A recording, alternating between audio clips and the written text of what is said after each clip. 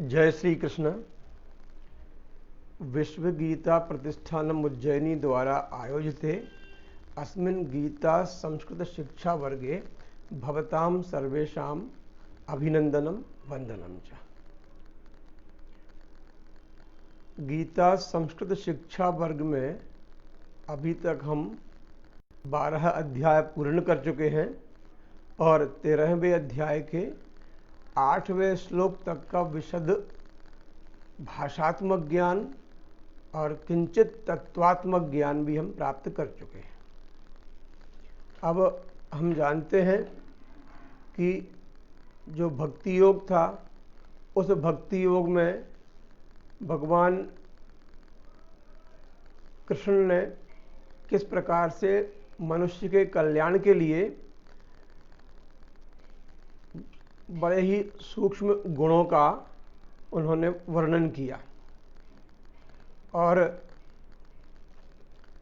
ये भी जानते हैं हम कि भगवान ने उनके कितने गहराई के बारे में बातचीत की और समझाया बहुत ही सूक्ष्म रूप से। तो हम लोग कृतकृत्य हुए उसमें। फिर जैसे ही निर्गुण ब्रह्म के लिए चर्चा हुई, तो उस निर्गुण ब्रह्म की उपासना में जो आवश्यक है कि क्या तो क्षेत्र है और क्या क्षेत्रज्ञ है, क्षेत्र और क्षेत्री के संबंध में विवरण करते हुए 13वें अध्याय में हम ये बात कर रहे हैं। तो आइए श्रीमद् भगवद गीता के 13वें अध्याय के 9वें श्लोक पर हम लोग आते हैं। सभी के पास पदच्छेद वाली गीता की पुस्तक होगी। टिप्पणी पुस्तिका अर्थात नोटबुक, कॉपी, पेन इत्यादि लेकर बैठें और आवश्यकता अनुसार टिप्पणी करते रहें उसमें। ओम श्री परमात्मने नमः। श्रीमद् भगवद गीता त्रयोदशोऽध्यायः क्षेत्र क्षेत्रज्ञ विभाग योगः। 8मः श्लोकः।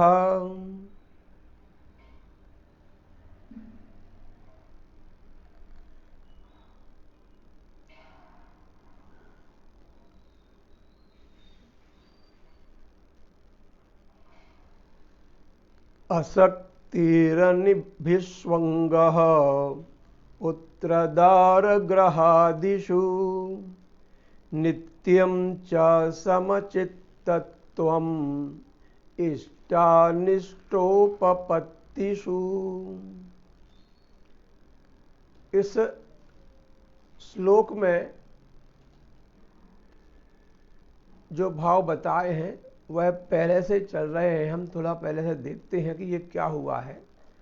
तो श्रीमद् भगवद गीता में 12वें अध्याय के पश्चात क्षेत्र और क्षेत्रज्ञ के ज्ञान को बताते हुए भगवान ने बताया कि ऋषियों ने इसको बहुत प्रकार से वेदों, उपनिषदों, पुराणों, दर्शनों, ब्राह्मण इत्यादि ग्रंथों के माध्यम से, ब्रह्म सूत्रों के माध्यम से इसका वर्णन किया है। यह क्या है? यह महाभूतानि अहंकारः बुद्धि अव्यक्तम, और जो मन सहित 11 इंद्रियां हैं और जो इंद्रियों के विषय हैं वे सब, और जो उनके भाव हैं इच्छा, द्वेष, सुख, दुख, संघात, चेतना, धृति, ये सब विकार जो हैं वो बताए गए। क्या फिर अमानित्व, अदम्भित्व, अहिंसा, शांति, आर्जव, आचार्योपासन, शौच, स्थैर्य, आत्मविनिग्रह और इंद्रियार्थेषु वैराग्यम, इंद्रिय के अर्थों में वैराग्य, अनहंकार, अहंकार की अनुपस्थिति, जन्म मृत्यु जरा व्याधि दुख, इनमें दोषों का देखना, ये सब जानेंगे। जब ये समझ में आएगा तो फिर ये गुण हैं, इनको रखना है। फिर साथ में और कौन कौन से गुण हैं? आसक्ति, पहले इसका पदच्छेद करते हैं 9वें श्लोक का कि आसक्ति ही अनभिष्वंगः पुत्रदार ग्रहादिषु नित्यं च समचित्तत्वम्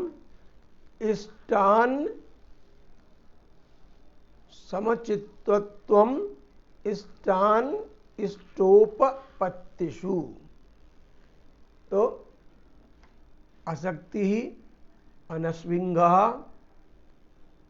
पुत्रदार ग्रहादिषु नित्यं च समचित्तत्वम् इष्ट अनिष्ट उपपत्तिषु। ये पदच्छेद हुआ। पद परिचय में हम देखते हैं कि आसक्ति क्या है?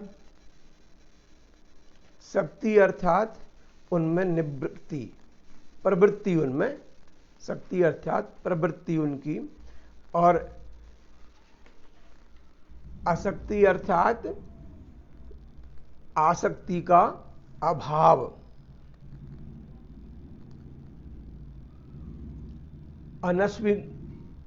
अनभिष्वंगः अर्थात ममता का ना होना। किनमें? पुत्र दार ग्रह आदिषु, सबसे अधिक ममता इनमें ही होती है, आगे चर्चा करेंगे। फिर नित्यम, नित्य अर्थात हर समय, हर दिन, हर अवस्था में। समचित्तत्वम, समचित्तता, समता, समानता, और इष्ट और अनिष्ट की प्राप्ति, इनमें समचित्तता। सप्तमी विभक्ति है, आदिशु बहुवचन है, ये भी उत्पत्ति आदि में, उपपत्ति आदि में। आगे अन्वय है, और अन्वय में पुत्र ग्रह आदिषु आसक्ति ही, पुत्र ग्रह द्वारा आदि में आसक्ति।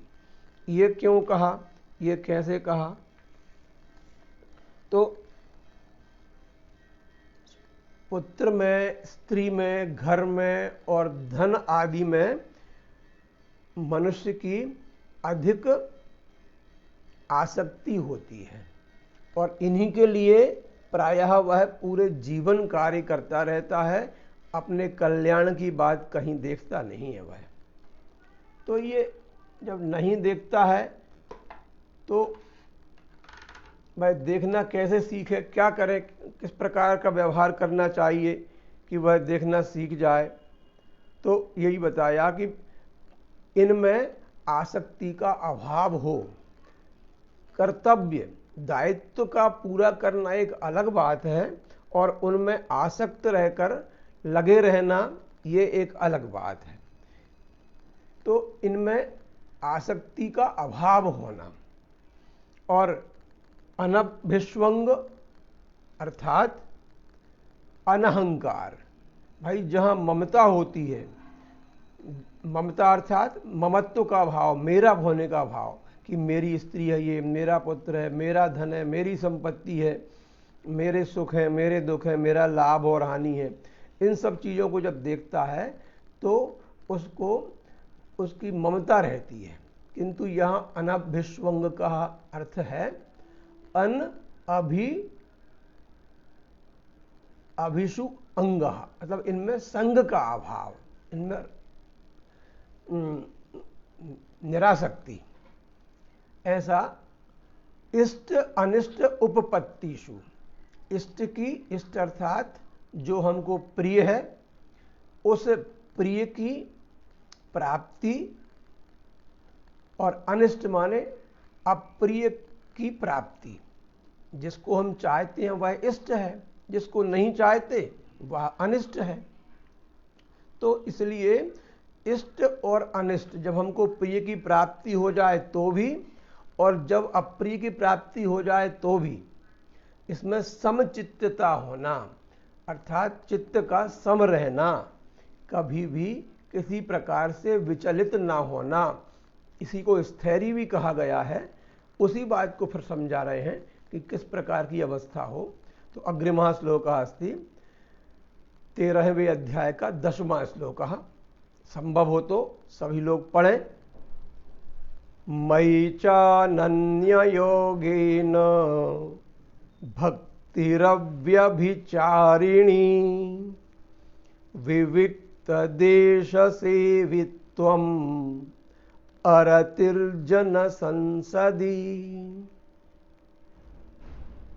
पहले पदच्छेद किया तो मई अर्थात अस्मद शब्द से सप्तमी एक वचन मुझ में, च अनन्य योगेन, चा और अनन्य इनका संधि विच्छेद किया तो दीर्घ संधि थी, इसको अलग अलग कर दिया। अनन्य योगेन,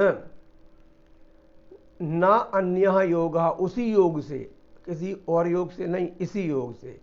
अनन्य माने जिसके समान कोई दूसरा नहीं है, एक की ही शरण है। भक्ति ही अव्यभिचारिणी, जो भक्ति है वो कैसी है, हो अव्यभिचारिणी। भक्ति भज धातु सेवायाम, 3 प्रत्यय है भज धातु में, भक्ति शब्द बना हुआ है, स्त्रीलिंग बन जाता है, मति जैसे रूप चलते हैं, मति ही मति मतयः, भक्ति ही भक्ति भक्तयः। अव्यभिचारिणी, और भक्ति कैसी हो, अव्यभिचारिणी हो। ईकारांत शब्द है, स्त्रीलिंग।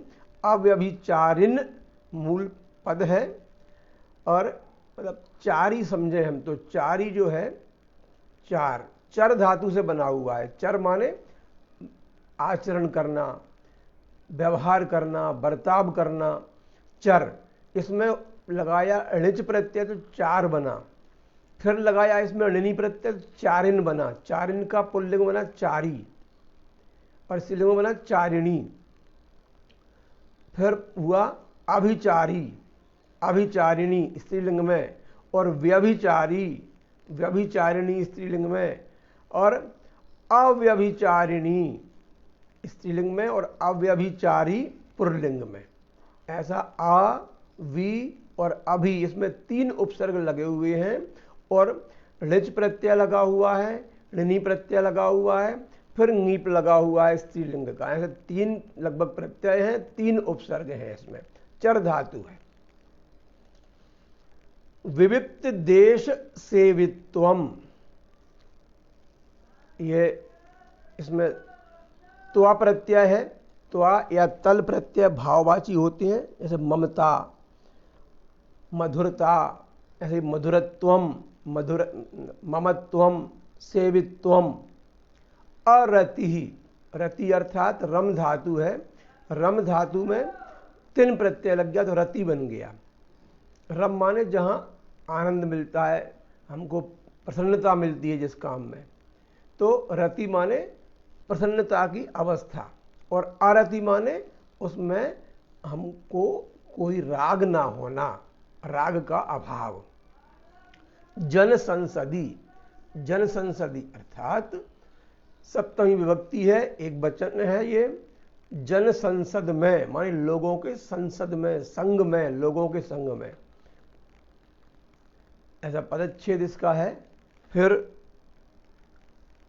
अन्वय हुआ, मयि अनन्य योगेन अव्यभिचारिणी भक्ति ही चा विविक्त देश सेवित्वम जन संसदी अरति। अब ये गुण भी बताए जा रहे हैं कि कैसे क्या गुण हो, कि मयि अर्थात मुझ में किसमें, परमेश्वर में।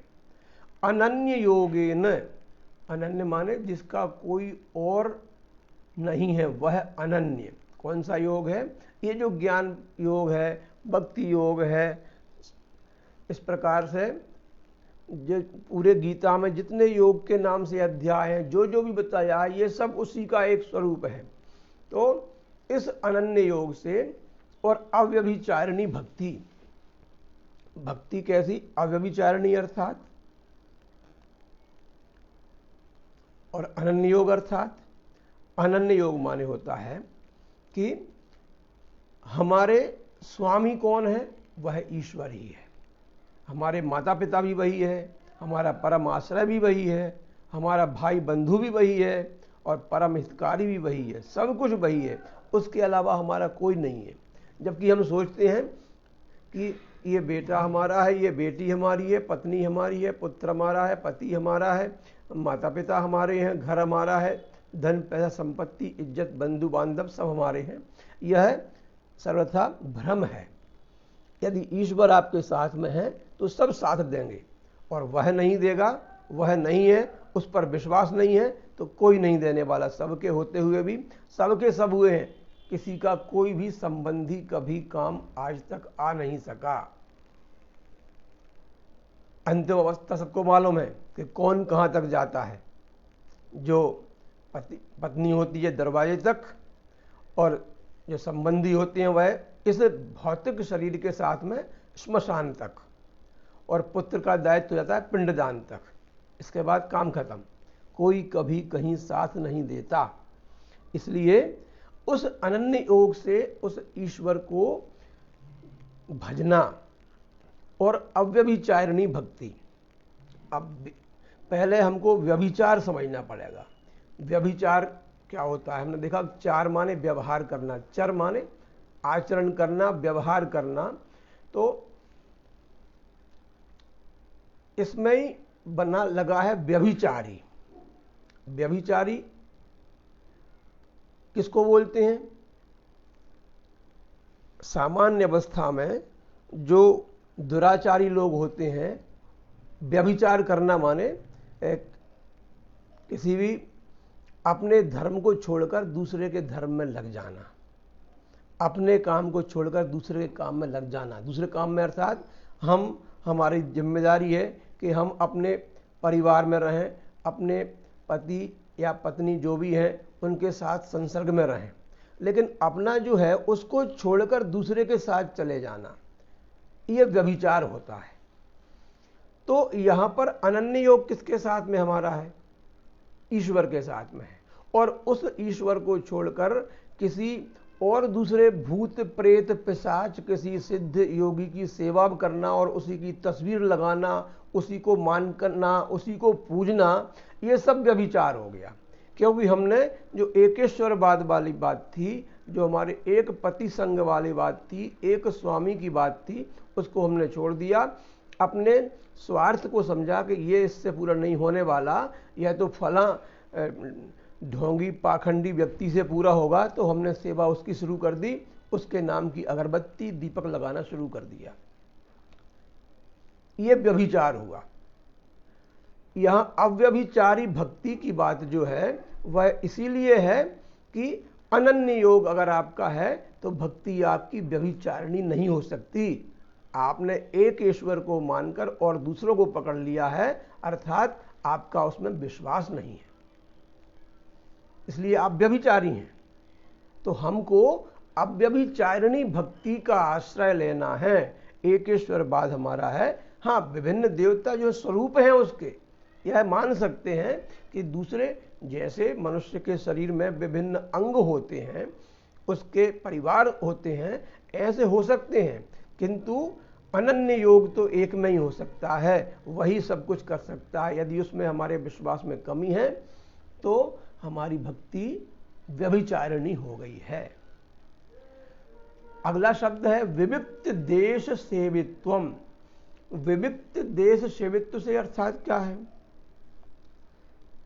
भाई? ऐसा देश, देश माने क्षेत्र, स्थान, ऐसे देश की सेवा करे, ऐसे देश में आश्रय ले, ऐसे देश में रहे, वास करे कि जिसमें किसी प्रकार का शोरगुल भीड़ भाड़ ना हो, जहां दूसरा कोई विघ्न डालने वाला ना रहता हो, जहां रहने से किसी को आपत्ति या क्षोभ ना हो, जहां किसी प्रकार की गंदगी ना हो, कीड़े कूड़े कंकड़ इत्यादि वहां ना हो, सुंदरता हो, जल वातावरण वायु सब कुछ निर्मल हो, प्राकृतिक पूरा वातावरण हो, किसी प्रकार की बीमारी ना हो, हिंसक पशुओं का या मनुष्यों का वहां पर अभाव हो, सात्विकता के गुण हो। ऐसे स्थान प्रायः हमारे यहाँ उत्तर क्षेत्र कहा गया है, हिमालय को तपोभूमि भी कहा गया है, गंगा आदि जो पवित्र नदियां हैं, उनकी पवित्र गुफाएं हैं, उनके जो क्षेत्र हैं, सरोवर हैं, सब वहीं पर गए हैं और वहीं तपस्या साधना की है।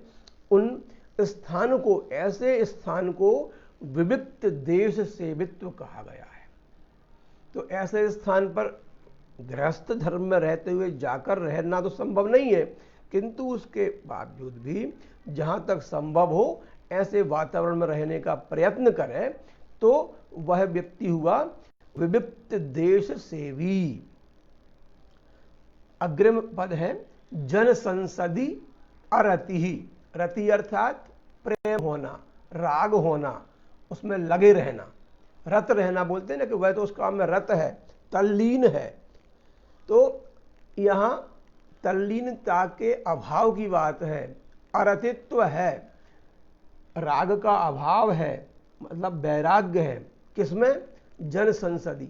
प्रायः देखा जाता है कि अच्छे अच्छे लोग हैं, बढ़िया, और अपने कार्य के लिए, उपासना के लिए, साधना के लिए या अपने सत्संग के लिए जा रहे थे, किंतु रास्ते में कोई मिल गया तो उससे बातें करना शुरू कर दिया और उस बहुमूल्य समय को, उस अनमोल समय को इस फालतू की गप्पों में लगाना शुरू कर दिया। तो जो विषयासक्त मनुष्य हैं, जो प्रमादी मनुष्य हैं, ऐसे लोगों का संग ही जन संसदी कहा गया है। यहाँ पर हम जिस उद्देश्य को लेकर चल रहे हैं, जो हमारा अनन्य योग है, जो अव्यभिचारिणी भक्ति है और जो विविक्त देश सेवित्व एकांत वाला है, वह जन संसद से बाधित होता है। वह हमारा लक्ष्य, उस लक्ष्य में हमको लगे रहना है। इसलिए लोगों से विरोध करें यह कहना नहीं है, बस उनके इन सांसारिक आचरणों के कारण उनसे हमें कुछ सीमाएं बनाकर रखना है, यह इसका तात्पर्य है। तो इसमें अध्यात्म, अगला हमारा श्लोक है, अध्यात्म ज्ञान नित्यत्वम तत्व ज्ञानार्थ दर्शनम एतज्ज्ञानमिति प्रोक्तम अज्ञानम यदतोन्यथा। और कैसा होना चाहिए कि अध्यात्म ज्ञान नित्यत्वम, हमेशा उस व्यक्ति की स्थिति अध्यात्म ज्ञान की ओर होना चाहिए। पहले पदच्छेद कर लें, फिर इसकी पदार्थ पर जाएंगे। पदार्थ माने पद के अर्थ पर। पदार्थ माने द्रव्य वस्तु ही नहीं होता, पदार्थ माने पदस्य अर्थः यः सः पदार्थः। अध्यात्म ज्ञान नित्यत्व, इसमें एक हमारे गीता स्वाध्यायी हैं सुरेंद्र कुशवाहा जी, उन्होंने कमेंट किया है कि मेरे तो गिरधर गोपाल दूसरों ना कोई का उद्घोष करने वाली भक्तिमती मीरा इस अनन्य भाव का सर्वोच्च उदाहरण है। बिल्कुल, बहुत ही सुंदर बात है कि ऐसे उदाहरण और भी हैं, अनेक हैं। और मीराबाई ने तो स्पष्ट ही किया, लेकिन गृहस्थ धर्म में रहकर चलकर इस प्रकार से संभव हो पाना, यदि हो सके तो अच्छी बात है, बहुत ही बढ़िया बात है। तो बहुत सुंदर है। हमारे जो गीता प्रेमी ही नहीं, गीता के तत्वदर्शी भी हैं श्री सुरेंद्र जी कुशवाहा, नाम भी ऐसा ही है कि सुरेंद्र सुराणाम इंद्रः यः सः। तो बहुत बढ़िया उदाहरण उन्होंने स्मरण कराया कि मीराबाई के उदाहरण से हम समझें कि जिसने सबको छोड़ दिया, मतलब मेरे तो गिरधर गोपाल हो गए, बाकी कोई नहीं, और दुनिया की जितनी भी बाधाएं आई, घर वालों ने दी, दुनिया ने दी, वह सब समाप्त, सब कुछ सहज से जहर का प्याला पी लिया। उनको जितने प्रकार से कष्ट दिए गए वो सब सहन कर लिए। तो ये भाव होना, ये भाव हमको लाने का प्रयत्न करना चाहिए। यह भाव एक जन्म में भी मुश्किल से आ पाता है, जन्म जन्मांतर के लिए प्रयत्न करना अत्यंत महत्वपूर्ण है। इसलिए यह चलें, विषय पर आते हैं कि अध्यात्म ज्ञान नित्यत्वम, आध्यात्मिक ज्ञान की नित्यता, ये त्व प्रत्यय है, नित्यता अर्थात तत्व ज्ञान अर्थ दर्शनम, तत्व ज्ञानार्थ दर्शनम, तत्व के ज्ञान के अर्थ रूप परमात्मा को देखना। और एतज ज्ञानम इति, एतज ज्ञानम यहाँ पर ये जा बन जाता है संधि के नियम के तहत, एतज ज्ञानम इति प्रोक्तम, प्राप्त धन उक्तम, उक्तम अर्थात वच प्लस अक्त प्रत्यय, वच धातु है, अक्त प्रत्यय, प्रोक्तम माने कहा गया है। अज्ञानम अर्थात ज्ञान से अभाव, अज्ञान कहा है, यत जो, अतः इसलिए अन्यथा, यहां से इसमें तो अध्यात्म ज्ञान नित्यत्वम, ये क्या है कि नित्य ही अध्यात्म ज्ञान में लगे रहना। अध्यात्म अर्थात अधि प्लस आत्म, आत्मज्ञान जो है, मनुष्य अपने आप को जान ले, सबसे बड़ी बात है ये। हम केवल एक ही काम करते हैं कि अपने आप को ना तो जानते हैं ना जानने का प्रयत्न करते हैं, जो बाह्य पदार्थ हैं उनमें ही निरंतर लगे रहते हैं और उनमें लगे रहकर हम उसी में पूरा जीवन बिता देते हैं और अंत तक नहीं जान पाते कि हम क्या हैं, मैं क्या हूं, मैं किस लिए आया हूं। ये सब मेरे सामने आए हैं, मेरे संबंध में आए हैं, इनका क्या उद्देश्य है, मुझे क्या करना है, मुझे क्या नहीं करना है। पूरा जीवन जन्म जन्मांतर इसी में निकलते रहते हैं और संसार चक्र में गोते लगाते रहते हैं इसमें ही। तो अध्यात्म अर्थात अपने आप को जानना, अध्यात्म ज्ञान नित्यत्वम, उस अध्यात्म ज्ञान में लगे रहना। वह अध्यात्म ज्ञान अर्थात आत्मा नित्य है, आत्मा चेतन है, आत्मा निर्विकार है, अविनाशी है, और इससे अलग जो पदार्थ हैं, चाहे वो शरीर हो, चाहे वो वस्तुएं हों, चाहे वह प्रकृति का कोई अन्य तत्व हो, वो सब जड़ हैं, नाशवान हैं, विकारी हैं, परिवर्तनशील हैं, वे सब अनात्मा हैं। आत्मा का उनसे कोई भी संबंध नहीं है किसी प्रकार का। और आत्म तत्व को जानने के लिए शास्त्र का आदेश और गुरु का, आचार्य का उपदेश या सत्संगति, इन से ही ज्ञान होता है, इनसे ही अध्यात्म की प्राप्ति होती है, अन्य कोई मार्ग नहीं है। और एकांत में होती है, इनका संग करें फिर एकांत में उसका मनन करें तो हो सकती है। अगला दिया है कि तत्व ज्ञानार्थ दर्शनम, तत्व ज्ञान के अर्थ का दर्शन अर्थात तत्व ज्ञान, तत्व क्या है? पूर्णमदः पूर्णमिदं पूर्णात् पूर्णमुदच्यते पूर्णस्य पूर्णमादाय पूर्णमेवावशिष्यते। पूर्ण तो एक ही है, वही सत चित आनंद घन परमात्मा है, वही पूर्ण है, क्योंकि तत्व ज्ञान से उनकी ही प्राप्ति होती है। तो उन परमात्मा के नित्य निरंतर ध्यान करते रहना ही तत्व ज्ञान के अर्थ का अर्थ है, तत्व ज्ञान का प्रयोजन है, उसमें दर्शन करते रहना उनका। एतद् ज्ञानम, यह जो ज्ञान है, कौन सा ज्ञान? जो अभी तक की बात करते आए हम, वहां से, कहां से? यहां से, अमानित्वम, अदम्भित्वम, अहिंसा, शांति, आर्जवम, आचार्योपासनम, शौचम, स्थैर्यम, आत्मविनिग्रह, इंद्रियार्थेषु वैराग्यम, अनहंकार, जन्म मृत्यु जरा व्याधि दुख दोष इनका अनुदर्शन, और असक्ति अनभिष्वंग, पुत्र दाराग्रहादिषु नित्यम च समचित्तत्वम, इष्ट अनिष्ट उपपत्तिषु। ये जो ज्ञान है, इन ज्ञान में जो चल रहा है अध्यात्म ज्ञान नित्यत्वम, तत्व ज्ञानार्थ दर्शनम, एतद् ज्ञानम इति प्रोक्तम, यह ज्ञान कहा गया है। और अज्ञानम यत अतः अन्यथा, और इसके अलावा जो है, इसके बाद जो है, इसके अलावा जो कुछ है, अतः माने इसके परे, इससे उल्टा जो है, अर्थात मान बढ़ाई की कामना करना, दंभ, हिंसा करना, क्रोध करना, कपट करना, कुटिलता करना, द्रोह करना, अपवित्र रहना, अस्थिरता होना, अलोलुपता, आसक्ति, अहंता, ममता, विषमता, कुसंग, अश्रद्धा, ये सब जो दोष हैं ये विपरीत है, यही अज्ञान है। जो इनमें लगा हुआ है वह अज्ञानी है, जो इनसे बचा हुआ है, इनके विपरीत भावों में लगा हुआ है, वो ज्ञानी है, और कुछ नहीं है।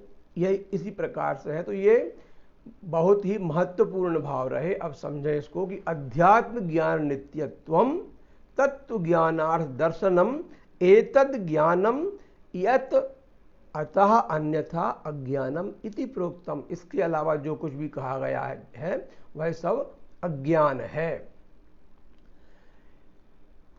12वां श्लोक है 13वें अध्याय का। ज्ञेयं यत्तत् प्रवक्ष्यामि यज्ञात्वामृतमश्नुते अनादिमत् परं ब्रह्म न सत्तन्न सदुच्यते। पूर्वम पदच्छेदम कुर्मः।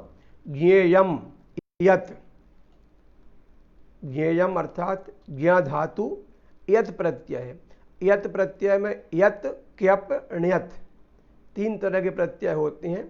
रूप उनका ज्ञेयम ऐसा ही बनता है। ज्ञेयम अर्थात जानने योग्य, वही ज्ञेयम माने जानने योग्य, देयम माने देने योग्य, खाद्यम अर्थात खाने योग्य, पेयम अर्थात पीने योग्य। तो ज्ञेयम अर्थात जानने योग्य।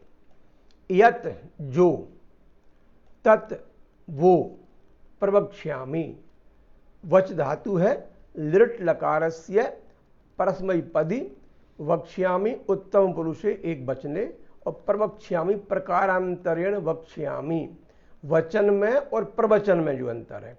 तो वचनम माने वक्ष्यामि और प्रवचनम करिष्यामि अर्थात प्रवक्ष्यामि।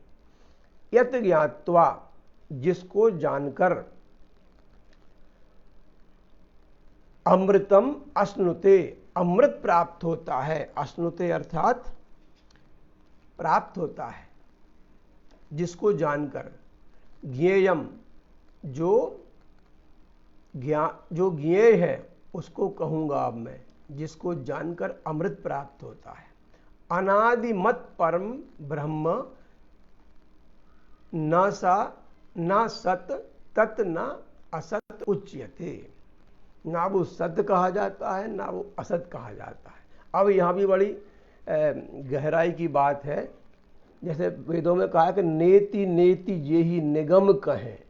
निगम अर्थात जो वैदिक वांग्मय पूरा है उसने नेति कहा है, मतलब जहाँ तक मनुष्य की बुद्धि, वाणी और चिंतन पहुँच सकता है उससे बहुत अधिक है, वो उतना ही नहीं है, ऐसा नेति। न इति नेति।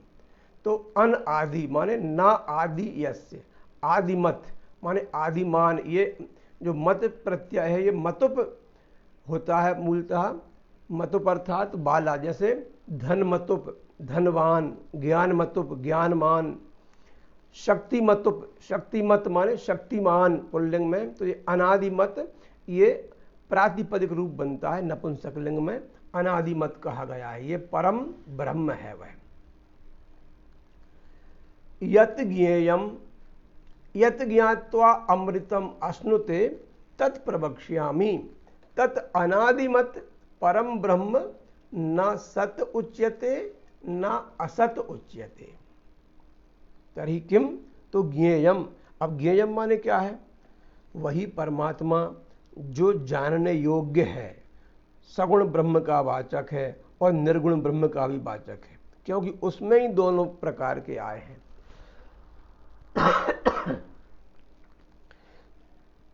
तो जो जानने योग्य है और जिसको जानकर अमृतम अश्नुते, जिसको जानकर मनुष्य को अमृत प्राप्त होता है। अमृत माने जो कभी समाप्त ना हो, ऐसा परम आनंद प्राप्त होता है, तत् प्रवक्ष्यामि, मैं उसको कहूँगा। तत् अनादिमत, वह कैसा है? अनादिमान है। अनादिमान माने जिसका आदि नहीं है, जिसका अंत भी नहीं है। तो अर्थात जो जहां तक आदि है उसके भी पहले वो था, और जो अंत होगा उसके बाद भी वह रहेगा। तो ऐसा परब्रह्म परमात्मा है। परब्रह्म ना सत ही कहा जाता है, ना तद्ब्रह्म सत उच्यते, ना असत उच्यते, ना उसको असत कहा जाता है, क्योंकि वह तो इन सबसे परे है।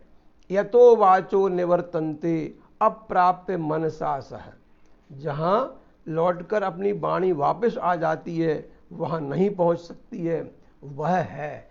और वाणी तो अलग चीज है, मन भी नहीं पहुंच सकता है, बुद्धि भी नहीं पहुंच सकती है वहां, वह उस परमात्मा का स्वरूप है।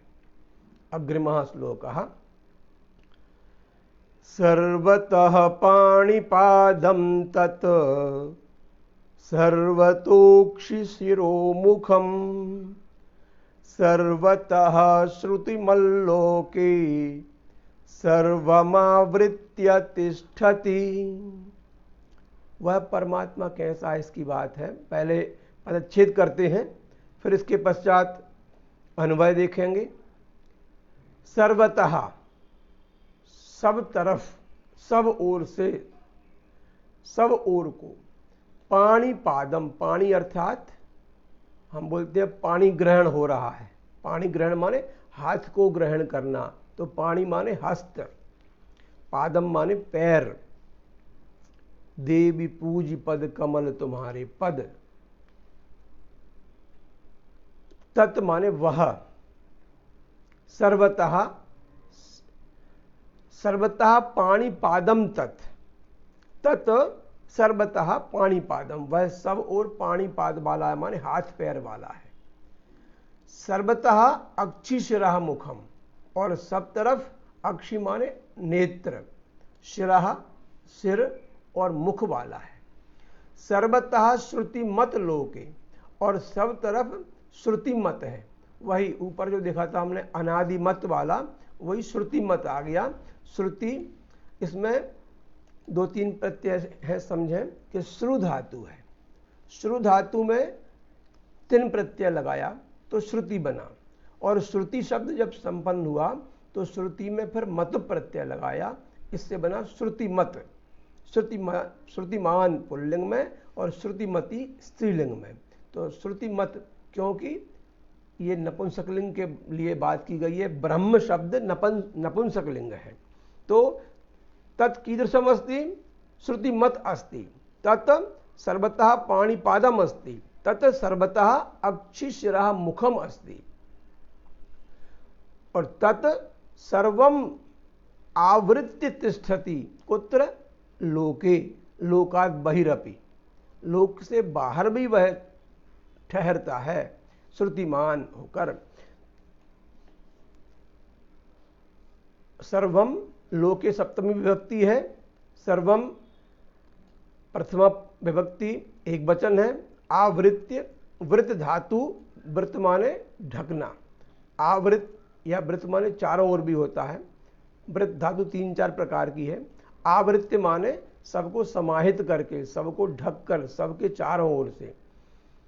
तिष्ठति, स्था धातु परस्मै पद प्रथम पुरुष एक वचनम, तिष्ठति ठहरता है, रुकता है।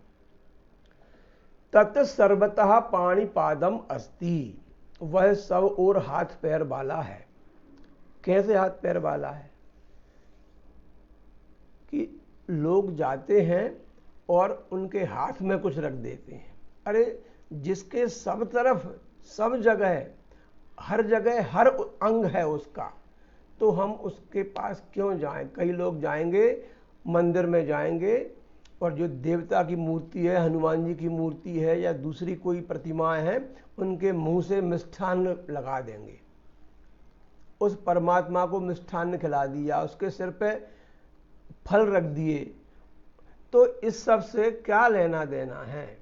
जाइए, प्रणाम करिए दूर से ही, क्योंकि यह सर्वतः पाणिपादमस्ति, वह कहाँ नहीं जा सकता, वह कहाँ हाथ नहीं है उसका, कहाँ उसकी अक्षी नहीं है, कहाँ उसकी आंख नहीं है, सब कुछ देख सकता है, देख रहा है वो, सब तरफ उसका सिर है, हर जगह मुख है उसका। हम जो लोग योगी होते हैं वो लोग बैठकर यहीं उन्होंने ध्यान किया और यहीं भोग लगा दिया, भगवान वहीं से ग्रहण करता है। जैसे कि रैदास ने, मन चंगा तो कठौती में गंगा, और मन यदि गंदा तो गंगा में भी गंदा साक्षात। तो इसलिए उसको पहचानना आवश्यक है। जब तक नहीं पहचानेंगे तब तक जो अनावश्यक जो कार्य हैं उनको हम करते रहेंगे, लोक के देखा देखी यह काम करते हैं। तो वह सब तरफ तो नेत्रों वाला है, सब जगह उसके हाथ है, मुंह है, सिर है, सर्वतः श्रुतिमत, वह सब तरफ श्रुतिमत है। श्रुतिमत माने सुनना, सुनने वाला है हर चीज को, सब और कान वाला है, सब तरफ कान है उसके। हम जहां से भी प्रार्थना करेंगे वहीं से वो सुनेगा। यह नहीं कि हम मंदिर जाकर प्रार्थना करें या हम कितनी भी भीड़ हो रही है उस भीड़ में धक्के खा के जाएं, भले ही बस पलट जाए, रास्ते में अव्यवस्थाएं हैं, और फिर भी हम वहां जाकर जबरन में करें, धक्का मुक्की करके एक दूसरे को ठगते हुए, दूसरों को धकियाते हुए, और हम अपना वो काम करने जाएं। यह तो हमारा अज्ञान हुआ, क्योंकि उसके कान यहाँ भी हैं जहाँ से हम प्रार्थना करेंगे। गज और ग्राह की बात हम जानते हैं, गज ने वहीं से प्रार्थना की, जो मिल गया उसको उसने वो फूल तोड़ा और भगवान को अर्पण किया, भगवान ने उसका उद्धार किया उसी रूप में सुनकर। तो जब जब भी भगवान गए हैं कहीं पर, तो वो कब गए हैं और कहाँ गए हैं? जहाँ व्यक्ति ने, प्रहलाद ने पुकार की, उस खंबे में से भगवान निकल गए। ध्रुव ने जंगल में जाके तपस्या की, वहां भगवान प्रकट हो गए। मीरा ने जहां की, वहां उनकी जगह पर पहुंच गए। तो हर जगह वहां पर व्याप्त है, उसके बिना कहीं कुछ नहीं है। तभी कहा है पुरुष सूक्त में कि सहस्र शीर्षा, सहस्र माने हजार नहीं, अनेक, सर्वतः, सहस्र का मतलब सर्व ही है वहां पर। सहस्र शीर्षा पुरुषः सहस्राक्षः सहस्रपात, ऐसा है, सब उसका सब तरफ व्याप्त है, सब और कान है, हर जगह से वह प्रार्थना सुन रहा है, हर जगह से वह हमारे द्वारा अर्पित भोग को स्वीकार कर सकता है, कर रहा है वह ईश्वर। वह, उसका सिर सब तरफ है, जहां भी हम पुष्प चढ़ाएंगे वहीं उसका सिर है, सब जगह उनकी आंखें हैं। जहां पर भी हम सोचा कि यहाँ नहीं देख रहे, हम यहाँ गलत काम कर लेते हैं, इस कमरे में कर लेते हैं, यहाँ कोई नहीं है, तो ये हमारा भ्रम है। वहाँ ईश्वर की आंख लगी हुई है, वहाँ उसके हाथ हैं, वहीं हमको पकड़ सकता है, वहीं उसके पैर हैं, वहीं हमको सब प्रकार के हमसे अच्छे अच्छे जो पदार्थ हैं, हम जो आत्म भाव से उनको अर्पित करेंगे वह स्वीकार करता है, और जो दिखावे के रूप में अर्पित करेंगे वो भी स्वीकार नहीं करता। इसलिए सह लोके सर्वम आवृत्य तिष्ठति, वह संपूर्ण जगत को व्याप्त करके उस जगत में स्थित है, चराचर जगत में स्थित है। इसलिए हम चराचर की पूजा करते हैं। प्रकृति की पूजा हमारे यहाँ पर सर्वप्रथम बताया है, चाहे वो पर्वतों की पूजा हो, नदियों की पूजा हो, चाहे वो किसी पशु की पूजा हो। भाई गाय की पूजा हमारे यहाँ होती है, हाथी की पूजा होती है, कौवे की तक पूजा होती है, और तो और बराह भगवान के रूप में हम सूअर की पूजा भी करते हैं। तो सभी लोग हमारे यहाँ, सभी जो भी चराचर जगत है वह सर्व हमारे लिए पूज्य है। इसलिए उसमें ही हम उसका दर्शन करें, और वह तब होगा जब अपने आप में आप दर्शन करेंगे, आत्म भाव जिसमें होगा। अगला है 13 अध्याय का 14वां श्लोक है, सर्वेन्द्रिय गुणाभासम सर्वेन्द्रिय विवर्जितम असक्तम सर्वभृच्चैव निर्गुणम गुणभोक्तृ च। पहले पदच्छेद करेंगे। सर्व इंद्रिय गुण आभासम, सर्वेंद्रिय का संधि विच्छेद किया तो सर्व और इंद्रिय आ ई मिलकर गुण हुआ था, गुण संधि उसका संधि विच्छेद करने पर सर्व अलग हुआ और इंद्रिय अलग हुआ। गुण तो एक पद है, साथ में ही समस्त पद है, समास किया हुआ है इसलिए गुणाभासम, और गुण और आभास इनका संधि है यहाँ पर, तो आ और आ मिलकर दीर्घ संधि हुई, ये दीर्घत्व हुआ, अकाह सवर्णे दीर्घास है, तो सर्व इंद्रिय गुण आभासम ऐसा पद बना। अगला है सर्वेंद्रिय, वही गुण संधि है, सर्वेंद्रिय में विवर्जितम, रहितम, विवर्जितम अर्थात रहितम, असक्तम, सर्वभृत चैव, सर्वभृत के ता का एक और चा बन जाता है, एक संधि है उसके नियम से, और एव, चा एव, आ और ए मिलाकर आई, चैव, यहां वृद्धि संधि हुई है। निर्गुणम गुण भोक्तृचा, पदार्थ में अधिक नहीं कहना, सब भावार्थ में ही उसका आएगा कि सर्व इंद्रिय गुणाभासम, वह कैसा है परमात्मा जो इंद्रियों के द्वारा हमारे द्वारा कार्य किए जाते हैं, इंद्रियों से उन सबको जानने वाला है, वह उसको सब आभास है, क्योंकि वह सर्वतः अक्षि शिरोमुखम है, सर्वतः पाणिपादम है, लोकम लोके सर्वत्र आवृतः अस्ति सहा, इसलिए वह उन विषयों को, इंद्रियों को जानने वाला है, क्योंकि उनका भी करने वाला वही है। सर्व इंद्रिय विवर्जितम, सभी इंद्रियों से रहित है, वो सब उसमें इंद्रियां हैं। ऊपर के श्लोक में देखा कि उसमें मुख, आंख, नाक, कान सब कुछ हैं और सब जगह हैं उसके। हमारे तो हाथ केवल अपने हाथ की जगह पे है, उंगलियां वहीं पर हैं, लेकिन उसकी तो हर एक पदार्थ में, कण कण में उसके सभी अंग व्याप्त हैं। तो वह ऐसा परमात्मा है, किंतु सर्व इंद्रिय विवर्जितम, सब इंद्रियों से रहित भी है। असक्तम एव सर्वभृत्चा, और वह सर्वभृत अस्ति, सर्वभृत माने भ्री धातु है, भ्री माने भरण करना। हम आरती गाते हैं, जग करता जग भरता, भरता अर्थात भरण करने वाला, करता अर्थात करने वाला, रचना करने वाला, जग करता जग भरता, जग संहार करता, जग का संहार करने वाला। ये त्रिगुण स्वामी की आरती है, त्रिगुण रूप की, उसमें जग करने वाला अर्थात ब्रह्मा है, जग का भरण करने वाला भरता विष्णु है, और जग का संहार करने वाले शिव हैं। तो वो सर्वभृत है, सबका भरण पोषण करने वाला, सबका माने चराचर जगत का। किंतु कैसे करता है? हमारे जैसे नहीं करता कि हमारा भरण पोषण, हम जब सोचते हैं कि हम जिस परिवार का भरण पोषण करते हैं उसके भरण पोषण के लिए या हमारे इंद्रिय सुख के लिए दूसरे का कहीं भी कितना भी कोई अनर्थ हो जाए, हमें चिंता इसकी बहुत कम होती है, किंतु अपना स्वार्थ पूरा हो जाए, क्योंकि हमारी उनमें आसक्ति है, हमारे बच्चे ठीक रहें, दूसरों के भले ही खराब हो जाएं। तो ऐसे अनासक्त भाव से, आसक्ति रहित होकर वह सबका भरण पोषण करता है। और कैसे करता है? वह निर्गुणम, सह स्वयं निर्गुणम, वह निर्गुण है और गुण भोगता है, किंतु गुणों का भोग करने वाला है। निर्गुण होने पर भी वह गुणों का भोग करता है। कैसे करता है? जैसे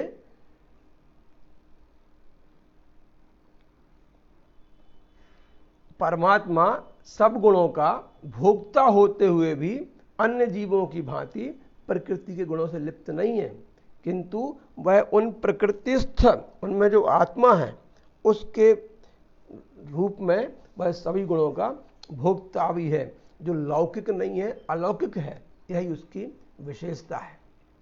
अग्रिम श्लोक, बहिरंतश्च भूतानाम अचरम चरमेव च सूक्ष्मत्वात् तदविज्ञेयम् दूरस्थं चान्तिके च तत्। एक बार पुनः पढ़ेंगे। बहिरंतश्च भूतानाम अचरम चरमेव च सूक्ष्मत्वात् तदविज्ञेयं दूरस्थं चान्तिके च तत्।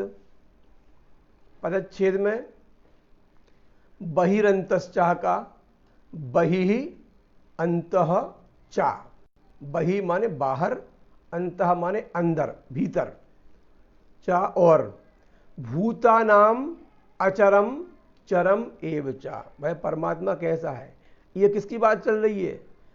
ये उस ज्ञेय की बात चल रही है। ज्ञेय क्या है, ज्ञाता कैसा हो, इसके बारे में बता चुके हैं पहले। अब ज्ञेय है, जो ज्ञेय है वह क्या है, कैसा है? ज्ञेय माने जानने योग्य।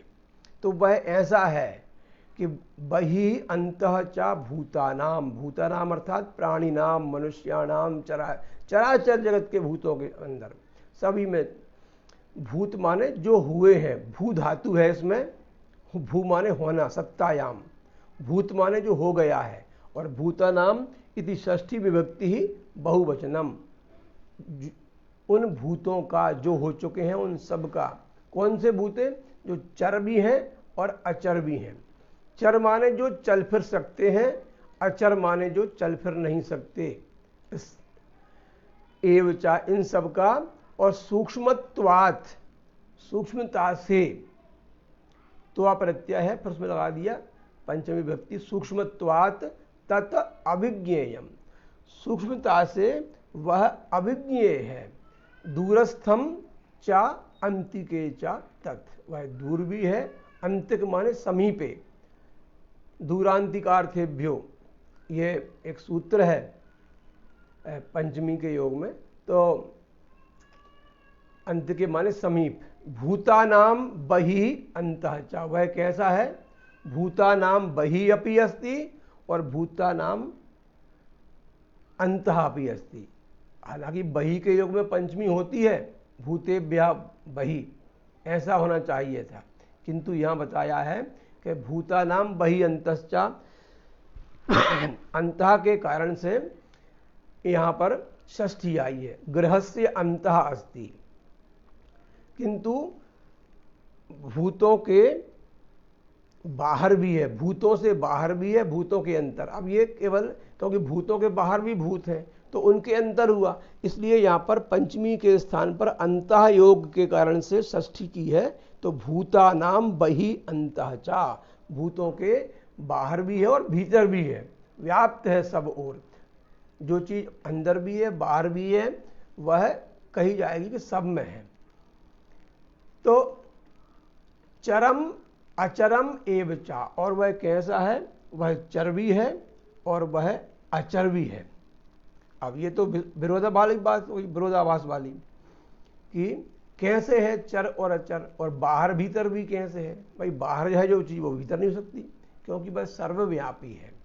जैसे बर्फ होता है, हिमखंड, बर्फ के बाहर भी जल, हम हाथ लगाएंगे तो गीला हो जाएगा, बर्फ के अंदर भी जल, और बर्फ खुद भी जल ही है, जब वो गल जाएगा तो जल ही जल बचेगा उसमें।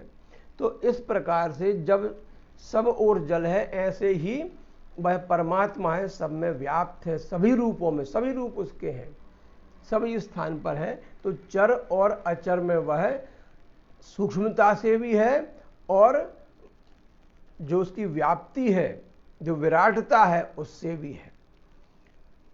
अविज्ञेयम, वह अविज्ञेय। क्यों कहा अविज्ञेय? भाई सूक्ष्म इतना है कि उसको जानना बहुत कठिन है, और बहुत विराट कोई चीज हो जाती है बड़ी, तो वो भी नहीं दिखती। जैसे पृथ्वी पर हम रहते हैं, तो जहाँ तक हमारी दृष्टि जाती है वहीं तक हम समझते हैं इतना। अब क्योंकि अलग दृष्टिकोण हो गया है विज्ञान के आविष्कार के कारण से, नहीं तो जितनी छोटी दृष्टि होती है उसकी दुनिया वहीं तक होती है, कूप मंडूक जैसी अवस्था होती है। तो जो बहुत अंदर भी है, जो बहुत बाहर भी है, वह अविज्ञेय है, उतना ही जाना नहीं जा सकता है ठीक से। क्योंकि वह अंतिक भी है, उतने ही पास भी है और दूर भी है। इसलिए अज्ञानी पुरुष जो है, श्रद्धा रहित जो हैं, वह उसको नहीं जान सकते हैं। अग्रिम श्लोक है, अविभक्तम च भूतेषु विभक्तमिव च स्थितम भूत भर्तृ च तज्ञेयम ग्रसिष्णु प्रभविष्णु च। पदच्छेद किया तो अविभक्तम च भूतेषु विभक्तम इव च स्थितम भूत भर्तृ च तत् ज्ञेयम ग्रसिष्णु प्रभविष्णु च। पदच्छेद आसान है। अविभक्तम अर्थात जिसका विभाजन नहीं हुआ है, विभाजन ना हो जिसका, वह होता है अविभक्त। कैसे? धातु कौन सी है? ये भज है, भज से भक्त बना माने भागित किया हुआ, विभक्त माने विशेष रूप से भागित किया हुआ, अविभक्त माने बिना भाग किया हुआ, विभाग रहित। जैसे आकाश है, उसका हम भाग नहीं कर सकते कि आधा आकाश यहाँ से हो गया, आधा वहाँ से हो गया। इस प्रकार से वह अविभक्त है। और कहाँ है? भूतेषु, सब भूतों में है, सभी भूतों में अविभक्त भाव से वह रह रहा है, चराचर जगत में।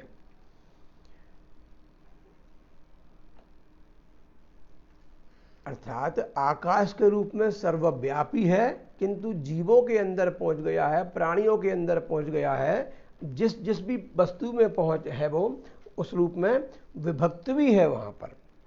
तो ऐसा लगता है हमको कि वह संपूर्ण भूतों में, संपूर्ण प्राणियों में विभक्त जैसा प्रतीत हो रहा है नहीं है वास्तव में विभक्त, किंतु हमको लग रहा है, हम समझ रहे हैं कि वह अलग अलग है। तभी तो भेद दृष्टि आती है। इसलिए बार बार समता की बात कही है, समत्वम, समभाव रहना चाहिए सभी में।